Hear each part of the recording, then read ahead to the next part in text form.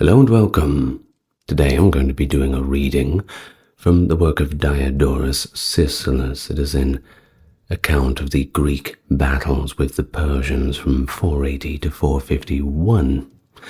And it begins at the point where Xerxes has made his entrance into Europe. If you like this kind of content, give me a like and subscribe. You know what to do. Now, without further ado, let's get stuck into it. From the work of Diodorus Siculus. The preceding book, which is the 10th of our narrative, closed with the events of the year just before the crossing of Xerxes into Europe and the formal deliberations which the General Assembly of the Greeks held in Corinth on the alliance between Gelon and the Greeks. And in this book we shall supply the further course of the history, beginning with the campaign of Xerxes against the Greeks, and we shall stop with the year which precedes the campaign of the Athenians against Cyprus under the leadership of Cimon.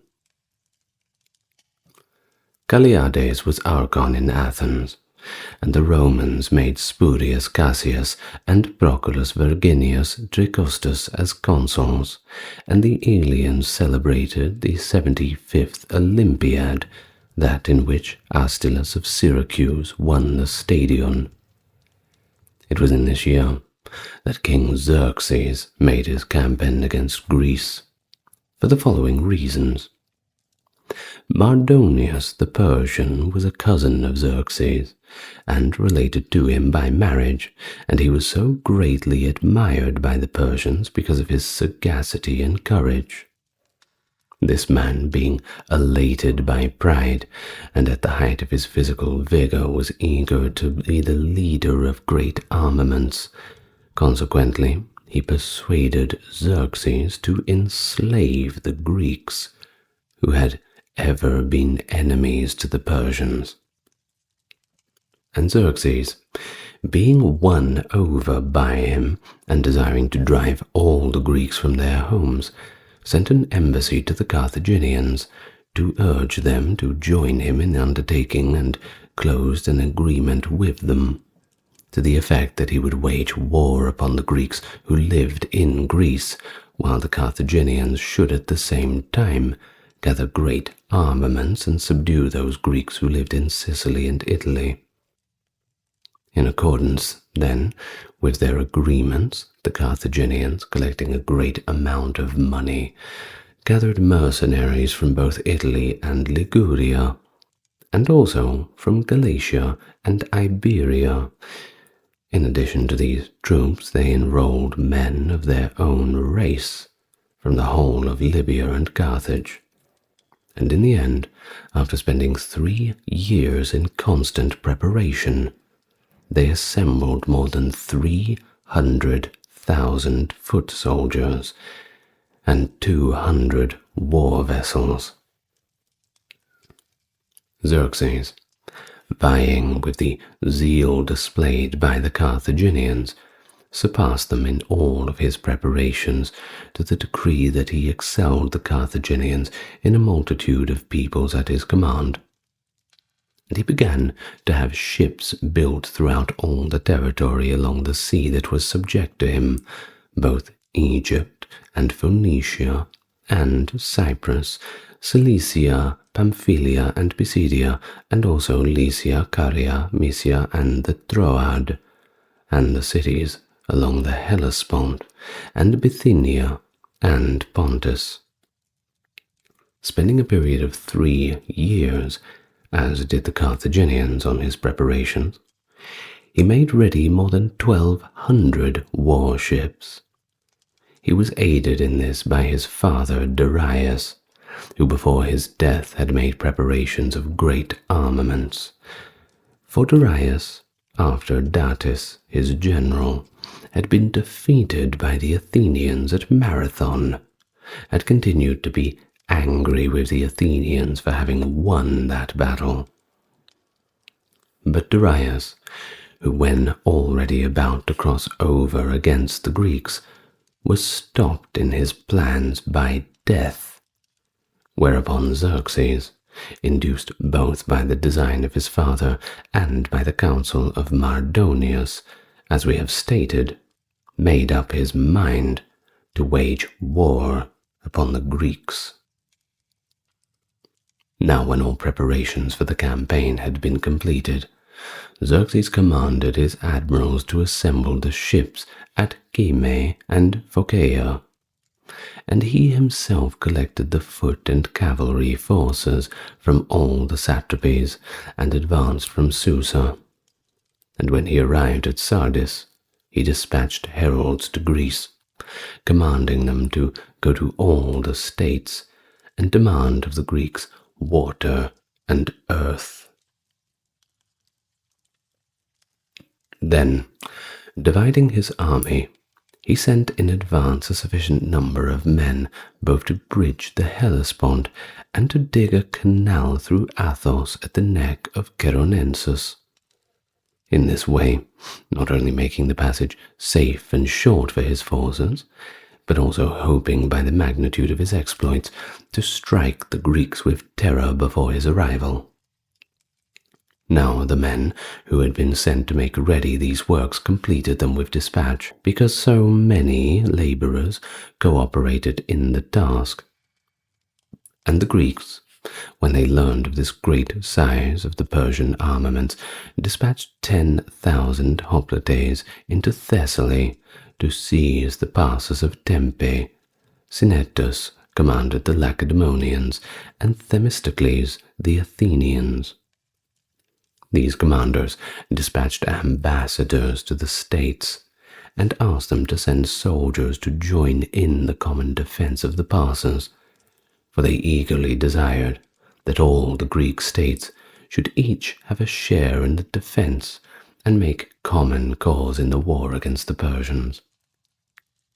But since the number of the Thessalians and other Greeks who dwelt near the passes had given the water and earth to the envoys of Xerxes when they arrived, the two generals despaired at the defense of Tempe and returned to their own soil.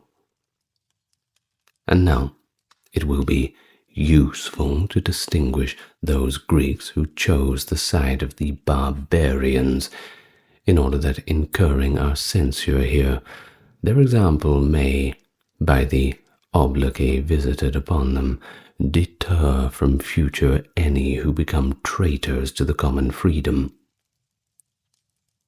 The Aenianians, Dolopians, Melians, and Magnetans, along with the Parrhæbans, took the side of the barbarians even while the defending force was still at Tempe, and after its departure, the Achaeans of Phthia, Locrians, Thessalians, and the majority of the Boeotians went over to the barbarians. But the Greeks who were meeting in Congress at the Isthmus voted to make the Greeks who voluntarily chose the cause of the Persians pay a tithe to the gods when they should be successful in the war, and sent ambassadors to those Greeks who were neutral to urge them to join in the struggle for the common freedom. Of the latter, some joined the alliance without reservation, while others postponed any decision for a considerable time, clinging to their own safety and anxiously waiting for the outcome of the war. The Argives, however, sending ambassadors to the Common Congress, promised to join the alliance if the Congress would give them a share in the command. To them the representatives declared plainly that, if they thought it a more terrible thing to have a Greek as a general than a barbarian as master, they would do well to remain neutral. But if they were ambitious to secure the leadership of the Greeks, they should, it was stated, first have accomplished deeds of deserving this leadership, and then strive for such an honor. After these events, when the ambassadors sent by Xerxes came to Greece and demanded both earth and water, all the states manifested in their replies the zeal they felt for the common freedom. When Xerxes learned that the Hellespont had been bridged and the canal had been dug through Athos, he left Sardis and made his way towards the Hellespont, and when he arrived at Abydos, he led his army over the bridge into Europe. And as he advanced through Thrace, he added to his forces many soldiers from both the Thracians and neighboring Greeks. When he arrived at the city called Doriscus, he ordered his fleet to come there, and so both arms of his forces were gathered into one place. And he held there also the enumeration of the entire army, and the number of his land forces was over 800,000 men, while the sum total of his ships of war excelled 1,200, of which 320 were Greek, the Greeks providing the complement of men and the king supplying the vessels. All the remaining ships were listed as barbarian, and of these the Egyptians supplied 200, the Phoenicians 300, the Cilicians 80, Pamphylians 40, Lycians the same number, also the Carians 80, and the Cyprians 140. Of the Greeks, the Dorians who dwelt off Caria, together with the Rhodians of Coans, sent 40 ships, the Ionians together with the Chians and Samians 100, the Aeolians together with the Lesbians and Tenedans 40, the peoples of the region of the Hellespont, together with those who dwelt along the shores of the Pontus 80, and the inhabitants of the islands 50. For the king had won over to his side the islands lying within the Cyanean rocks, and Triopium and Sunium. Triremes were made of the multitude we have listed, and the transports for the cavalry numbered 850, and the triacontres 3,000. Xerxes, then, was busied with the enumeration of the armaments at Doriscus. The Greeks who were in assembly, when word came to them that the Persian forces were near, took action to dispatch the ships of war with all speed to Artemisium in Euboea, recognizing that this place was well suited for meeting the enemy, and a considerable body of hoplites to Thermopylae, to forestall them in occupying the passes at the northwest part of the defile, and to prevent the barbarians from advancing against Greece, for they were eager to throw their protection inside of Thermopylae about those who had chosen the great cause of the Greeks, and to do everything in their power to save the allies. The leader of this entire expedition was Eurybiades the Lacedaemonian, and the troops sent to Thermopylae the commander was Leonidas, king of the Spartans, a man who set great store by his courage and generalship. Leonidas, when he received the appointment, announced that only 1,000 men shall follow him to the campaign. And when the ephors said that he was leading altogether too few soldiers against a great force, and ordered him to take a larger number, he replied to them in secret, "For preventing the barbarians from getting through the passes, they are few, but for the task to which they are now bound, they are many." Since this reply proved riddle-like and obscure, he was asked again whether he believed he was leading the soldiers to some paltry task, whereupon he replied, "Ostensibly I am leading them to the defense of the passes, but in fact to die for the freedom of all. And so, if 1,000 set forth, Sparta will be the more renowned when they have died. But if the whole body of Lacedaemonians take to the field, Lacedaemon will be utterly destroyed, for not a man of them in order to save his life will dare turn in flight." There were then of the Lacedaemonians 1,000, and with them 300 Spartiates, while the rest of the Greeks who were dispatched with them to Thermopylae were 3,000. Leonidas then, with 4,000 soldiers, advanced to Thermopylae. The Locrians, however, who dwelt in the neighborhood of the passes, had already given earth and water to the Persians, and had promised that they would seize the passes in advance. But when they learned that Leonidas had arrived at Thermopylae, they changed their minds and went over to the Greeks. And there gathered at Thermopylae also 1,000 Locrians, an equal number of Melians, and almost 1,000 Phocians, as well as some 400 Thebans of the other party, for the inhabitants of Thebes were divided against each other with respect to the alliance with the Persians. Now the Greeks who were drawn up with Leonidas for battle, being as many in numbers as we have set forth, tarried in Thermopylae, awaiting the arrival of the Persians. Xerxes, after having enumerated his armaments, pushed on with the entire army, and the whole fleet accompanied the land forces in their advance as far as the city of Acanthus, and from there the ships passed through the place where the canal had been cut into the other sea expeditiously and without loss. But when Xerxes arrived at the Gulf of Melis, he learned that the enemy had already seized the passes.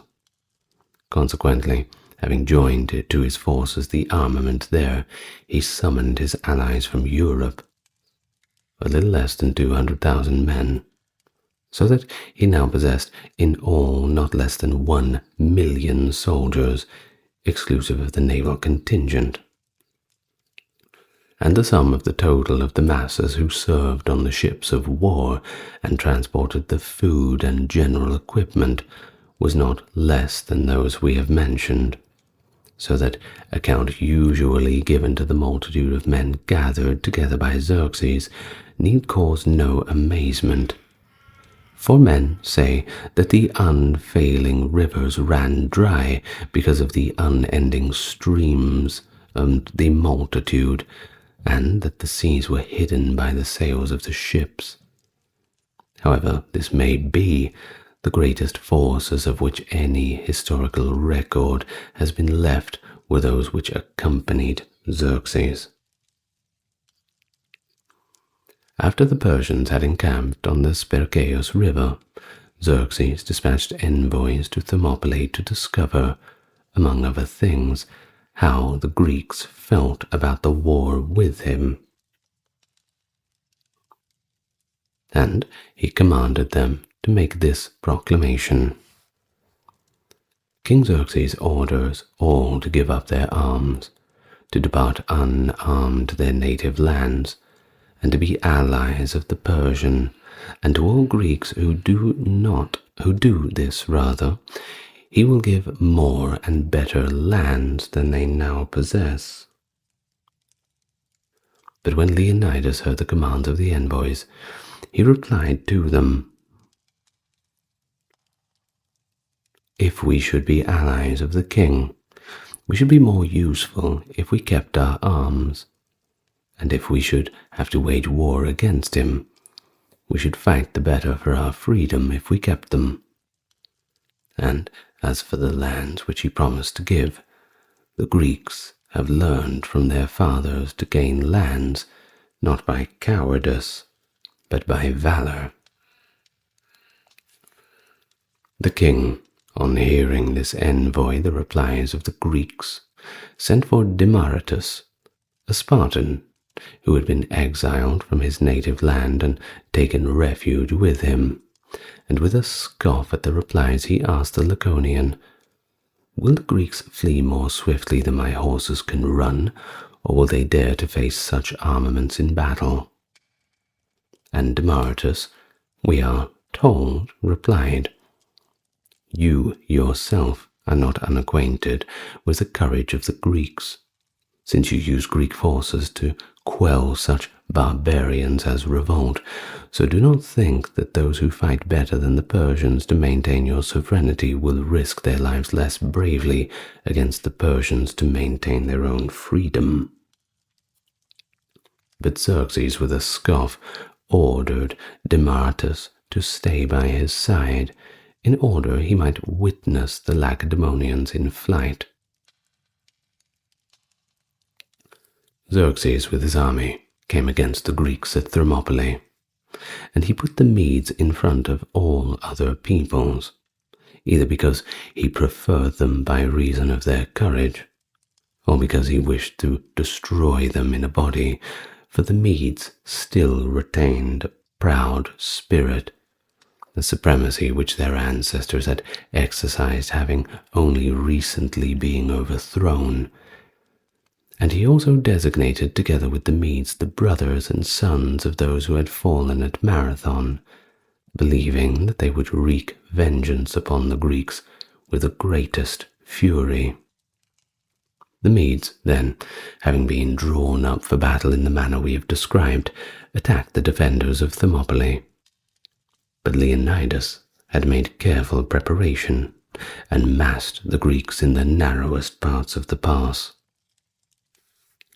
The fight which followed was a fierce one, and since the barbarians had the king as a witness of their valor, and the Greeks kept in mind their liberty and were exhorted to the fray by Leonidas, it followed that the struggle was amazing. For since the men stood shoulder to shoulder in the fighting, and the blows were struck in close combat, and the lines were densely packed, for a considerable time the battle was equally balanced. But since the Greeks were superior in valor, and in the great size of their shields, the Medes eventually gave way, for many of them were slain, and not a few of them wounded.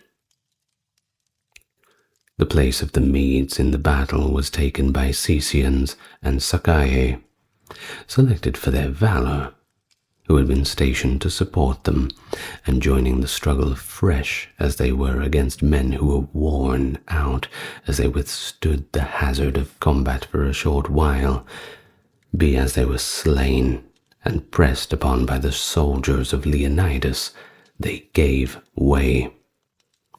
For the barbarians used small, round, or irregularly shaped shields, by which they enjoyed an advantage in open fields, since they were thus enabled to move more easily, but in narrow places they could not easily inflict wounds upon an enemy who were formed in close ranks, and had their entire bodies protected by large shields, whereas they, being at a disadvantage by reason of the lightness of their own protective armor, received repeated wounds. At last, Xerxes, seeing that the entire area about the passes was strewn with dead bodies, and that the barbarians were not holding out against the valor of the Greeks, sent forward the picked Persians, known as the Immortals, who were reputed to be preeminent among the entire host for their deeds of courage.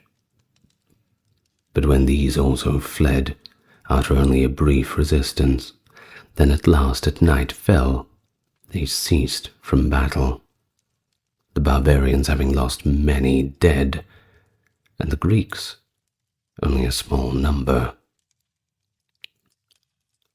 On the following day, Xerxes, now that the battle had turned out contrary to his expectation, choosing from all the peoples of his army such men as were reputed to be of outstanding bravery and daring, after an earnest exhortation announced before the battle that if they should storm the approach, he would give them notable gifts, but if they fled, the punishment would be death.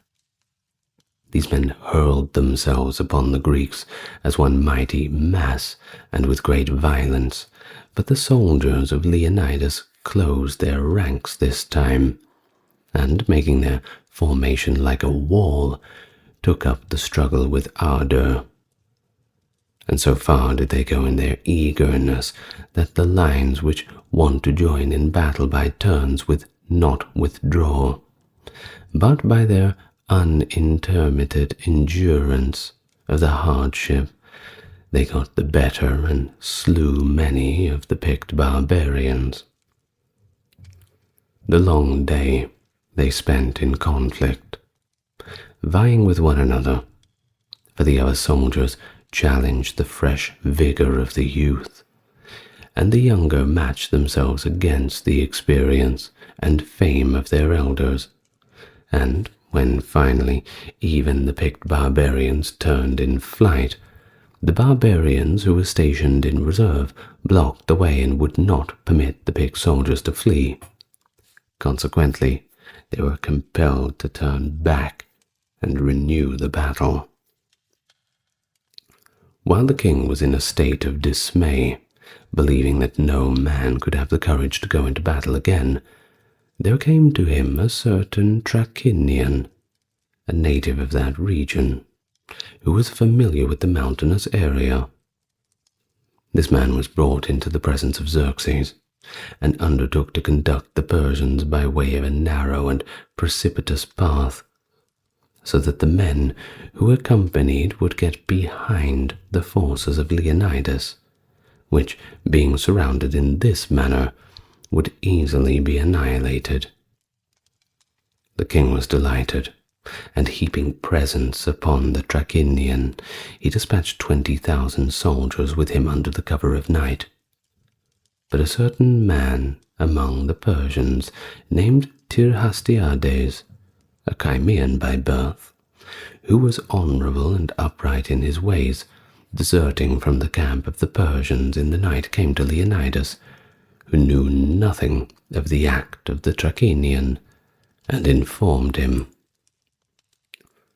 The Greeks, on hearing this, gathered together about the middle of the night and conferred about the perils with which were bearing down upon them.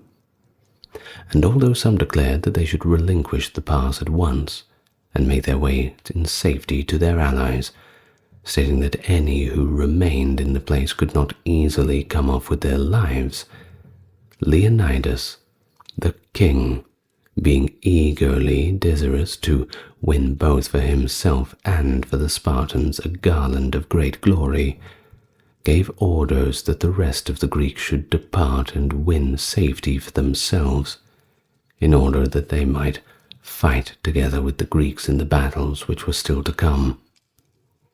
But as for the Lacedaemonians, he said, they must remain, and not abandon the defense of the pass, for it was fitting that those who were the leaders of Hellas should gladly die, striving for the meed of honor.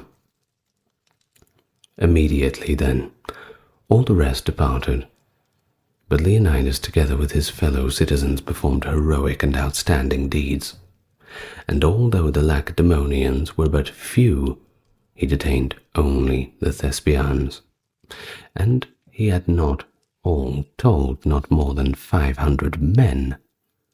He was ready to meet death on behalf of Hellas. After this, the Persians, who were led by the Trachinian, after making their way around the difficult terrain, suddenly caught Leonidas between their forces, and the Greeks, giving up any thought of their own safety and choosing renown instead, with one voice asked their commander to lead them against the enemy before the Persians should learn that their men had made their way around them.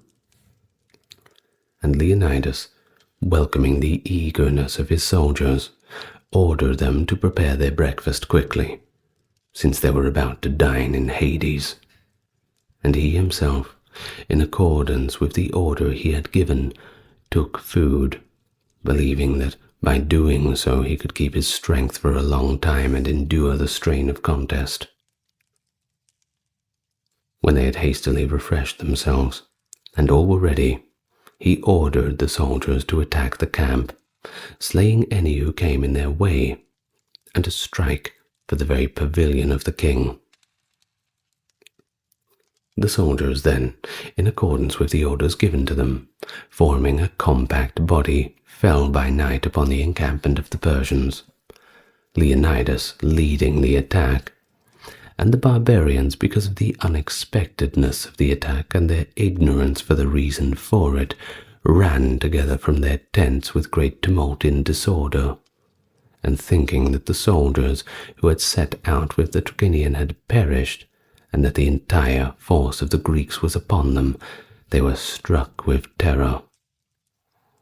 Consequently, many of them were slain by the troops of Leonidas, and even more perished at the hands of their comrades, who, in their great ignorance, took them for enemies. For the night prevented any understanding of the true state of affairs, and the confusion, extending as it did throughout the entire encampment, occasioned that we may well believe great slaughter, since they kept killing one another, the conditions not allowing a close scrutiny, but because there was no order from a general, nor any demanding of a password, nor, in general, any recovery of reason.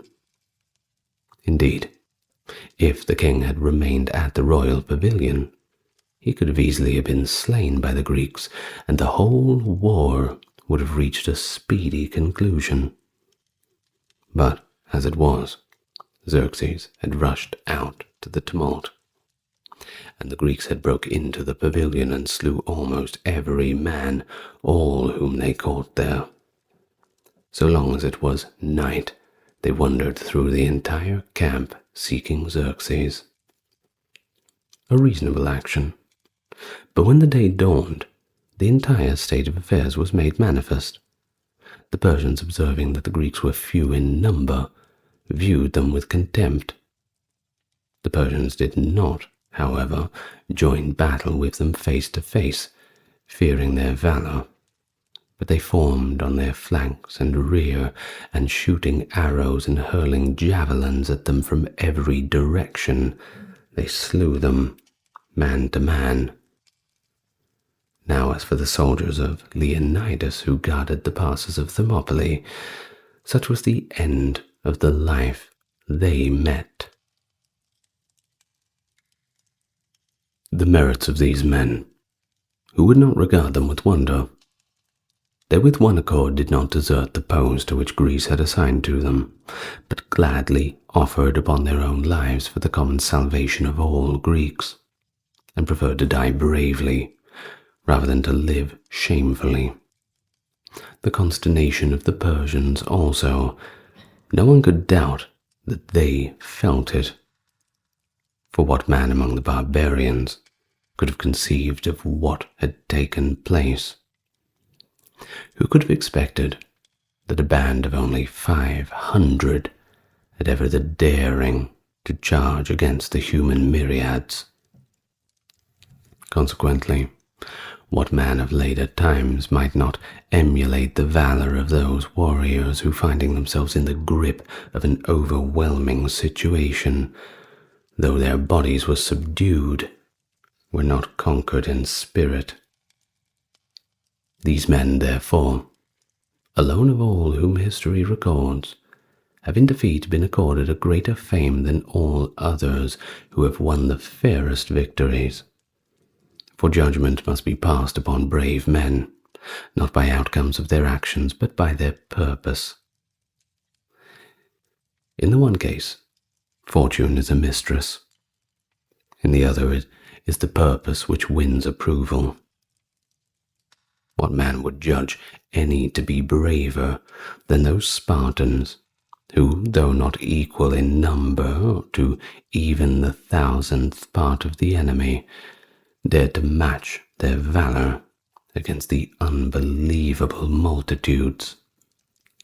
Nor had they any hope of overcoming so many myriads, but they believed that in bravery they would surpass all men of former times, and decided that, although the battle they had to fight was against the barbarians, yet the real contest and the reward of valor they were seeking was in competition with all who had ever won admiration for their campaign. Indeed, they alone of those whom we have knowledge from time immemorial chose rather to preserve the laws of their state than their own lives, not feeling aggrieved that the greatest perils threatened them, but concluding that the greatest boon for which those who practice valor should pray is opportunity to play in part in contests of these kinds. And one would be justified in believing that it was these men who were more responsible for the common freedom of the Greeks than those who were victorious at a latter time in the battles against Xerxes. For when the deeds of these men were called to mind, the Persians were dismayed, whereas the Greeks were incited to perform similar acts of courageous exploit. And, speaking in general terms, these men alone of the Greeks, down to their time, passed into immortality because of their exceptional valor. Consequently, not only the writers of history, but also many of our poets have celebrated their brave exploits, and one of them is Simonides, the lyric poet who composed the following in their praise worthy of their valor. Of those who praised at Thermopylae, all glorious is the fortune, fair the doom. Their graves an altar, ceaseless memories theirs instead of lamentation, and their fate is chant of praise. Such winding sheet as this nor mould nor all-consuming time shall waste. This sepulchre of valiant men has taken the fair renown of Hellas for its intimate. And witness is Leonidas of Sparta, who have left behind a crown of valor mighty and undying fame. Now that we have spoken at sufficient length of the valor of these men, we shall resume the course of the narrative. Xerxes, now that he had gained the passes in the manner we have described, and had won, as the proverb runs, a Cadmean victory, had destroyed only a few of the enemy, while he had lost great numbers of his own troops. And after he had become the master of the passes by means of his land forces, he resolved to make trial of contest by sea. At once, therefore, summoning the commander of the fleet, Megabates, he ordered him to sail against the naval force of the Greeks, and to make trial with all his fleet of a sea battle against them. And Megabates, in accordance with the king's orders, set out from Pydne in Macedonia with all the fleet, and put in a promontory of Magnesia which bears the name of Sepias. At this place a great wind arose, and he lost more than 300 warships and great numbers of cavalry transports and other vessels. And when the wind ceased, he weighed anchor and put in at Aphete in Magnesia. From here he dispatched 200 triremes, ordering the commanders to take a roundabout course, and by keeping Euboea on the right, they encircled the enemy. The Greeks were stationed at Artemisium in Euboea, and had all in all 280 triremes. Of these ships 140 were Athenian, and the remainder were furnished by the rest of the Greeks. Their admiral was Eurybiades the Spartan, and Themistocles the Athenian supervised the affairs of the fleet. For the latter, by reason of his sagacity and skill as a general, enjoyed great favor not only with the Greeks throughout the fleet, but also with Eurybiades himself. And all men looked to him and hearkened to him eagerly. But when a meeting of the commanders of the ships was held to discuss the engagement, the rest of them all favored waiting to receive the advance of the enemy, But Themistocles alone expressed the opposite opinion, showing them that it was to their advantage to sail against the enemy with the whole fleet in one array. For in this way, he declared, they would have the upper hand, attacking as they would the ships in a single body an enemy whose formation was broken by disorder. As it must be, for they would be issuing out of many harbors at some distance apart. In the end, the Greeks followed the opinion of meantime, and sailed against the enemy with the entire fleet. And since the barbarians put out from many harbors, at the outset Themistocles, engaging with the scattered Persians, sank many ships, and did not a few he forced to turn in flight, and pursued as far as the land, but later, when the whole fleet had gathered and a fierce battle ensued, each side gained the superiority in one part of the line, but neither won a complete victory. And at nightfall, the engagement was broken off. After the battle, a great storm arose and destroyed many of the ships which were anchored outside the harbor, so that it appeared that if Providence were taking the part of the Greeks, in order that the multitude of the barbarian ships having been lessened, the Greek force might become a match for them and strong enough to offer battle. As a result, the Greeks grew ever more bold, whereas the barbarians became ever more timorous before the conflicts which faced them. Nevertheless, recovering themselves after a shipwreck, they put out with all their ships against the enemy.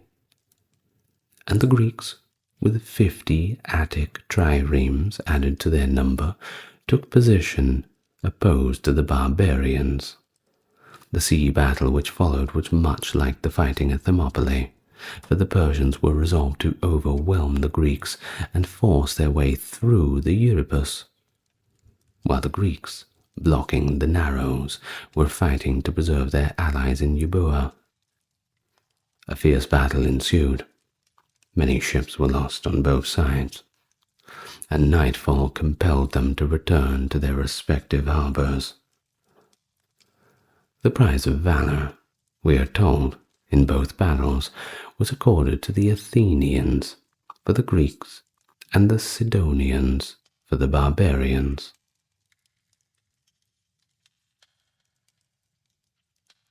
After this, the Greeks, on hearing of the course of events that had taken at Thermopylae, and discovering the Persians were advancing by land against Athens, became dispirited. Consequently, they sailed off to Salamis, and awaited the events there. The Athenians, surveying the dangers threatening each and every inhabitant of Athens, put on boats their children and wives, and every useful article they could, and brought them to Salamis.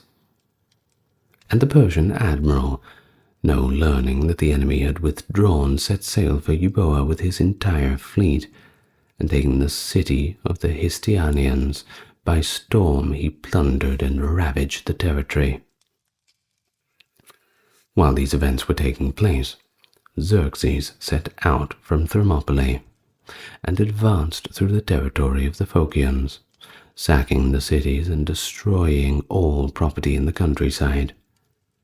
Now the Phocians had chosen the cause of the Greeks, but seeing that they were unable to offer resistance, the whole populace deserted all our cities and fled for safety to the rugged regions about Mount Parnassus.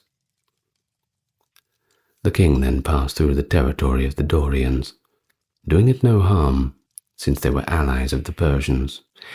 Here he left behind a portion of his army, and ordered it to proceed to Delphi, to burn the precinct of Apollo, and to carry off the votive offerings, while he advanced into Boeotia with the rest of the barbarians and encamped there. The force that had been dispatched to sack the oracle had proceeded as far as the shrine of Athena Pronea, But at that spot a great thunderstorm, accompanied by an incessant lightning, suddenly burst from the heavens. And more than that, the storm wrenched loose huge rocks and hurled them into the host of the barbarians. The result was that large numbers of the Persians were killed, and the whole force, dismayed at the intervention of the gods, fled from the region. So the oracle of Delphi, with the aid of some divine providence, escaped pillage, and the Delphians, desiring to leave the succeeding generations a deathless memorial of the appearance of the gods among them, set up beside the temple of Athena Pranea a trophy, which they inscribed with the following elegiac lines: "To serve as a memorial to war, to warder off of men, and as witnesses to victory the Delphians set me up, rendering thanks to Zeus and Phoebus, who thrust back the city-sacking ranks of Medes, and threw their guard about the bronze-crowned shrine." Meanwhile, Xerxes, as he passed through Boeotia, laid waste to the territory of the Thespianians, and burned Plataea, which was without inhabitants, for the residents of those two cities had fled in a body to the Peloponnesus. After this, he entered Attica and ravaged the countryside, and then he razed Athens to the ground, and set up in flames the temples of the gods. And while the king was concerned with these affairs, his fleet set sail from Euboea to Attica, having sacked on the way both Euboea and the coast of Attica. During this time, the Cercereans, who had fitted out 60 triremes, were waiting off the Peloponnesus, being unable, as they themselves allege, to round the promontory at Malea, but, as certain historians tell us, anxiously waiting the turn of the war, in order that, if the Persians prevailed, that they might give them water and earth, while if the Greeks were victorious, they would get the credit of having come to their aid. But the Athenians who were waiting in Salamis, when they saw Attica being laid waste with fire, and heard that the sacred precinct of Athena had been razed, were exceedingly disheartened. And likewise great fear gripped the other Greeks, who, driven from every quarter, were now cooped up in the Peloponnesus alone. Consequently, they thought it desirable that all who had been charged with command should meet in council and deliberate regarding the kind of place which would best soothe their purpose in fighting a naval battle. Many of various kinds of ideas were expressed. The Peloponnesians, thinking only of their own safety, declared that the contest should be held at the isthmus, for it had been strongly fortified with a wall, and so if they should suffer any reverse in the battle, the defeated would be able to withdraw for refuge into the most suitable place of safety available, the Peloponnesus. Whereas, if they cooped themselves up in the little island of Salamis, perils would beset them from which it would be difficult for them to be rescued. But Themistocles counselled that the contest of the ships be held at Salamis, for he believed that those who had a few ships to fight would have many advantages in the narrows of Salamis against a vastly superior number of vessels. And, speaking generally, he showed that the region about the isthmus would be altogether unsuitable for the sea battle, for the contest would take place on open sea, and the Persians, because of the room for manoeuvring, would easily subdue the small force of ships by their vastly superior numbers. And by presenting in like fashion many other facts pertinent to the occasion, he persuaded all present to cast their votes with him for the plan that he recommended. When at last a decision was reached by all to fight at the sea battle of Salamis, the Greeks set about making the preparations necessary to meet the Persians and the peril of battle. Accordingly, Eurybiades, accompanied by Themistocles, undertook to encourage the crews to incite them to face the impending struggle. However, the crews would not heed them, but since they were one and all dismayed at the magnitude of the Persian forces, not a man of them paid any attention to his commander, every one of them being intent upon sailing from Salamis to the Peloponnesus. And the army of the Greeks on land was no whit less terrified by the armament of the enemy, and not only the loss at Thermopylae of their most illustrious warriors caused them dismay, but also the disasters which were taking place in Attica before their very eyes were filling the Greeks with despair. Meanwhile, the members of the Congress of the Greeks, observing the unrest of the masses and dismay prevailing everywhere, voted to build a wall across the isthmus. The works were completed speedily because of the enthusiasm and the multitude of those engaged in the task. But while the Peloponnesians were struggling with the wall, which extended a distance of 40 shades from Lechaeum to Kenkerie, the forces which were inactive in Salamis, together with the entire fleet, were so struck with terror that they no longer obeyed the orders of their commanders. Themistocles, perceiving that the admiral Eurybiades was unable to overcome the mood of his forces, and yet recognizing that the narrow quarters of Salamis could be a great aid in accomplishing the victory, contrived the following ruse. He induced a certain man to desert to Xerxes and to assure him that the ships at Salamis were going to slip away from the region and assemble at the isthmus. Accordingly to the king, believing that the man, because he reported, was itself plausible, made haste to prevent the naval forces of the Greeks from making contact with their armies on land. Therefore, he at once dispatched the Egyptian fleet with orders to block the strait which separates Salamis from the territory of Megaris.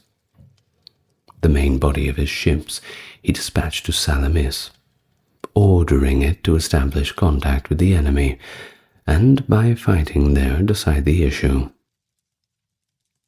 The triremes were drawn up by peoples one after the other, in order that, speaking the same language and knowing one another, the several contingents might assist each other with alacrity.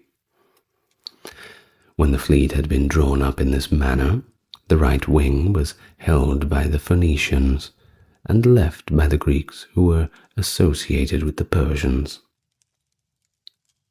The commanders of the Ionian contingents of the Persian fleet sent a man of Samos to the Greeks to inform them of what the king had decided to do, and of the disposition of his forces in battle, and to say that in the course of the battle they were going to desert from the barbarians. And when the Samian had swum across without being observed, and had informed Eurybiades about his plan, Themistocles, realizing that his stratagem had worked out as he planned, was beside himself with joy, and exhorted the crews to the fight. And as for the Greeks, they were emboldened by the promise of the Ionians, and although the circumstances were compelling them to fight against their own preference, they came down eagerly in a body from Salamis to the shore in preparation for the sea battle.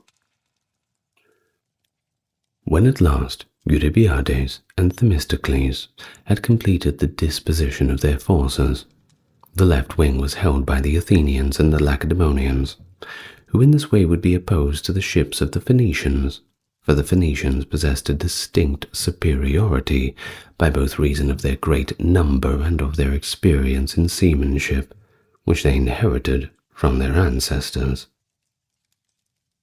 The Aeginetans and Megarians formed the right wing, since they were generally considered to be the best seamen, after the Athenians, and it is believed that they would show their best spirit, seeing that they alone of the Greeks would have no place of refuge in case any reverse should occur in the course of battle. The center was held by the rest of the Greek forces. This was the battle order in which the Greeks sailed out, and they occupied the strait between Salamis and Heracleum. And the king gave his order to his admiral to advance against the enemy, while he himself moved down the coast to spot her directly opposite Salamis, from which he could watch the course of the battle. The Persians, as they advanced, could at the onset maintain their line, since they had plenty of space, but when they came to the narrow passage, they were compelled to withdraw some ships from the line, creating in this way much disorder. The admiral who was leading the way before the line was the first to begin the fighting, slain after having been acquitted himself valiantly. When his ship went down, disorder seized the barbarian fleet, for there were many now to give orders, but each man did not issue the same commands. Consequently, they halted their advance, and holding back their ships, they began to withdraw to where there was plenty of room.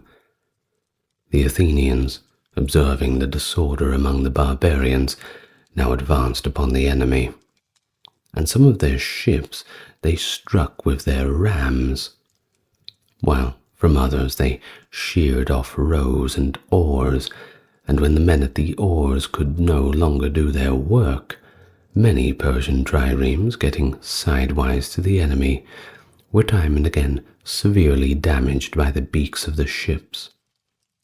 Consequently, they ceased merely backing water, but turned about and fled. While the Phoenician and Cyprian ships were being mastered by the Athenians, the vessels of the Cilicians and Pamphylians, also of the Lycians, which followed them in line at first, were holding out stoutly. But when they saw the strongest ships taking to flight, they likewise abandoned the fight.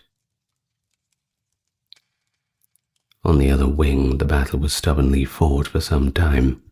The struggle was evenly balanced, but when the Athenians had pursued the Phoenicians and Cyprians to the shore and then turned back, the barbarians, being forced out of line by the returning Athenians, turned about and lost many of their ships.